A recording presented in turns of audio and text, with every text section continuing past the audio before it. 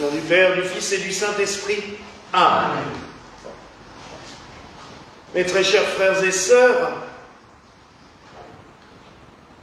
nous sommes le dimanche qui suit l'Ascension. Et j'aimerais aujourd'hui que nous méditions sur deux faits particuliers, c'est-à-dire sur ce qu'ont fait les apôtres durant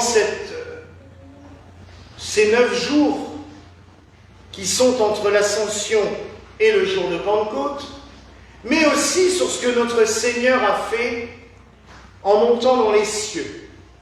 Faire un parallèle entre les deux. Parce que il faut que l'un soit arrivé au ciel pour que les autres sur terre puissent recevoir l'Esprit Saint. Comme nous l'avons lu dans les Actes des Apôtres, tout de suite après l'Ascension, les apôtres, entourés de quelques femmes, de quelques disciples, et accompagnés, il s'agit, à le rappeler fermement, accompagnés par la très sainte Vierge Marie, sont redescendus à Jérusalem, se sont installés dans la chambre haute, donc dans le cénacle, là où le Christ lui-même leur avait enseigné comment célébrer l'Eucharistie le jeudi saint, là où il leur avait lavé les pieds, là aussi où il leur est apparu le soir de Pâques. Ils s'enferment donc dans cette maison. Pourquoi s'enfermer? Parce qu'ils ont peur. Ils ont peur parce que dehors, le peuple de Jérusalem cherche à les perdre. D'ailleurs, le Christ lui-même les a prévenus. Ils vous excluront, et même l'heure vient où quiconque vous fera mourir croira rendre un culte à Dieu. Donc ils sont terrifiés. Enfermés dans le cénacle, ils ont une espérance. Le Christ leur a promis de leur envoyer le Consolateur, le Paraclet, l'Esprit de vérité. Mais ils ne savent ni quand, ni comment. Un autre texte qu'on a lu cette semaine nous dit « Dans quelques jours, je vous l'enverrai ». Donc ils savent que ça peut être assez proche. Donc on est bien loin de ceux qui vous disent 600 ans après, c'était moi. Non, il leur envoie dans quelques jours l'Esprit de vérité.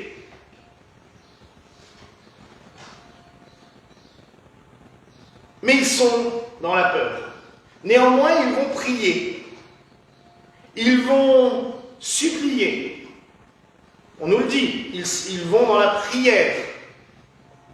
Et on imagine beaucoup à ce moment-là Marie les soutenir, affermir leur espérance, les guider, les conduire dans la prière. Parce qu'elle n'a pas seulement vu les œuvres du Seigneur, elle l'a reçu en elle. Et comme je le disais vendredi soir, c'est la première à nous l'avoir donnée, puisqu'elle l'a mis au monde. C'est de là, d'ailleurs, que vient le fait que nous célébrons Marie aussi, en ce dimanche, comme la reine du clergé, celle qui soutient les prêtres, les évêques, les diacres, les diaconesses, les ordres mineurs, parce qu'elle a soutenu les apôtres, elle était leur mère. Et du coup, elle est devenue la mère de tous les chrétiens, mais aussi particulièrement celle qui nous soutient. C'est de là aussi, durant ces 9 jours de prière, puisque vendredi jusqu'à samedi, ça fait 9 jours, que nous vienne la tradition des neuvaines.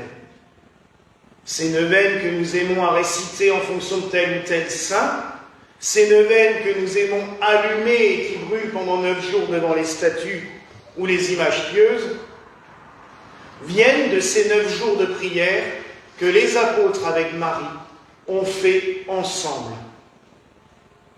La première neuvaine est donc par excellence la neuvaine du Saint-Esprit, puisque ces 9 jours, les apôtres et Marie ont prié pour recevoir l'Esprit que le Seigneur leur avait promis. Entre nous, petite blague à part, heureusement qu'il ne les a pas fait attendre 50 jours. Parce que sinon, ça serait long pour prier. Les 9 jours, il a été encore très sympathique. Mais pourquoi 9 jours? C'est en regardant les traditions de l'Ancien Testament, et aussi un petit peu les prières qui viennent d'Orient, que l'on se rend compte que le Christ aussi a travaillé d'une manière particulière durant ces 9 jours pour accéder jusqu'à son Père, au trône de son Père. On dit, et les pères de l'Église le répètent à plusieurs reprises, que pour son ascension, le Seigneur a traversé les 9 cercles angéliques. Et oui, il y a 9 cœurs des anges. Les archanges, les principautés, les vertus, les puissances, les dominations, les trônes, les chérubins et les séraphins. Et les anges, bien entendu. Et il a fallu que le Seigneur passe ces cercles angéliques, chacun ayant leur spécificité, chacun ayant leur spécificité pour nous autres. Et surtout, il fallait qu'il se montre à ces 9 cœurs des anges qui sont là pour louer la gloire de Dieu, pour célébrer sa victoire. Je vous l'ai déjà dit, le Seigneur, lors de son ascension, est venu pour réconcilier la terre avec le ciel. Il est venu pour manifester la gloire. Et sa gloire qui a d'abord été très discrète, puisque né en pleine nuit, à Bethléem, dans une grotte, mort durant les ténèbres du vendredi saint, il a fallu le matin de la Pâque pour qu'il ressuscite à l'aube, au moment où le soleil se lève, mais c'est à l'ascension en plein midi, parce que la tradition veut qu'il soit ascensionné à midi, que ça soit en plein midi, qu'il soit dans la gloire de Dieu. Mais cette gloire, il fallait qu'elle soit connue par nous autres les humains, les apôtres nous l'ont témoigné dans leurs textes, mais il fallait aussi que les anges et toutes les myriades angéliques, on l'a chanté d'ailleurs jeudi, au son de la trompette angélique et tout ça, il fallait que les myriades angéliques reconnaissent la gloire du Fils, la gloire de Dieu qui s'est fait homme et qui retourne au Père, entraînant toute la création avec lui. Imaginez, même si on a du mal à s'en rendre compte, toutes les cohortes des anges célébrant le Seigneur lors de son passage, allant vers les cieux pour siéger à la droite de son Père. C'est ça aussi que ces 9 jours nous permettent de célébrer. La préface, tout à l'heure, vous ferez attention, si je la déraille pas trop, parce que vous savez que ma voix, des fois, elle a tendance à me lâcher, mais la préface d'aujourd'hui, elle est splendide. On invoque tous les cœurs des anges, et on raconte ce passage de celui qui est venu chercher la brebis perdue, nous autres les humains, pour la reconduire dans la bergerie, le royaume de Dieu. Et tous les anges qu'ils célèbrent, l'émerveillement des archanges, les principautés avec leur énergie déifiante, les vertus qui nous donnent la grâce inépuisable, les puissances qui nous enseignent la théologie de Dieu, la théologie de la contemplation. Les anges ne peuvent que nous apprendre à contempler. Ils sont en adoration permanente devant Dieu. Les dominations qui nous aident à évoluer perpétuellement vers Dieu. Les trônes qui nous apprennent aussi que Dieu est immuable. Que nous pouvons évoluer, mais que lui est toujours là, partout. les chérubins qui nous donnent la connaissance de la sagesse, et les séraphins qui bouillonnent de l'amour unique de Dieu. Mais c'est fabuleux de s'imaginer tout cela. Le Christ, lors de son ascension, c'est un triomphe.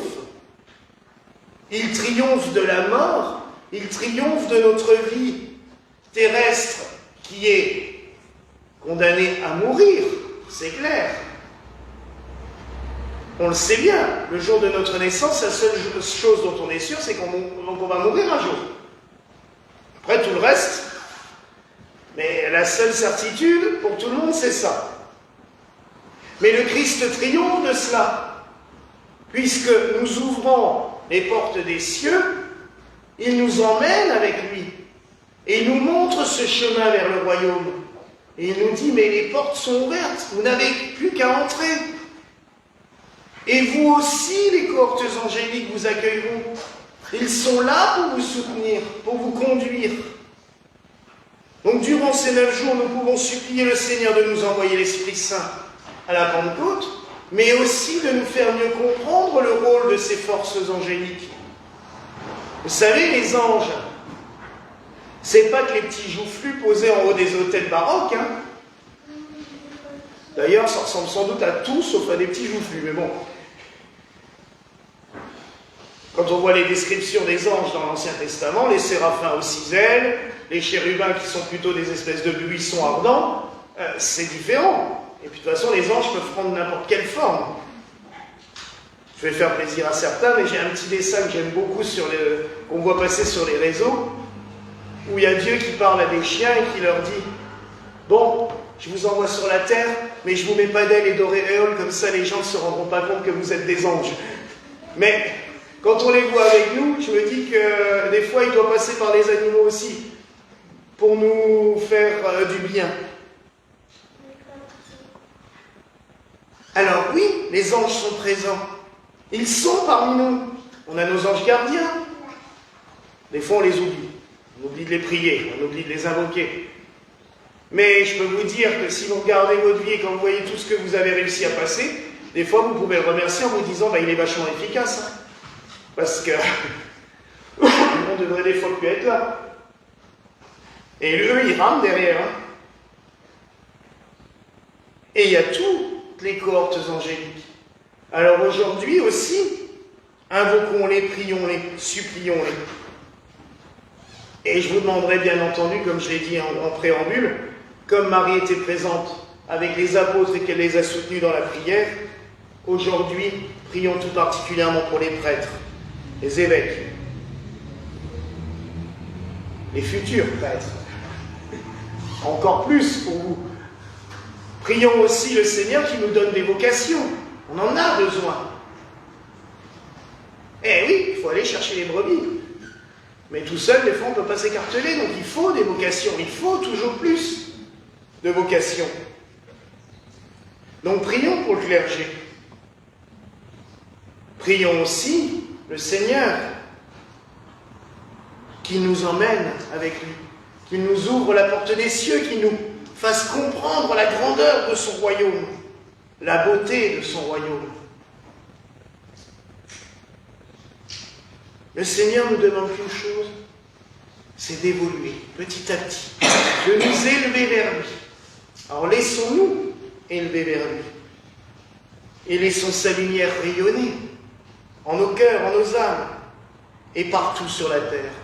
Car plus nous rayonnerons de sa lumière, plus la terre sera illuminée aussi. Et oui, on a chacun cette capacité de donner le Christ au monde et la lumière du Christ. Il n'y a pas que Marie qui nous donne le Christ. Chacun et chacune ont le droit de le donner et ont le pouvoir de le donner. Alors rayonnons de la gloire du Christ, lui qui par son ascension triomphale nous ouvre la porte des cieux. Voilà la grâce que je vous souhaite en ce jour au nom du Père, du Fils et du Saint-Esprit. Amen.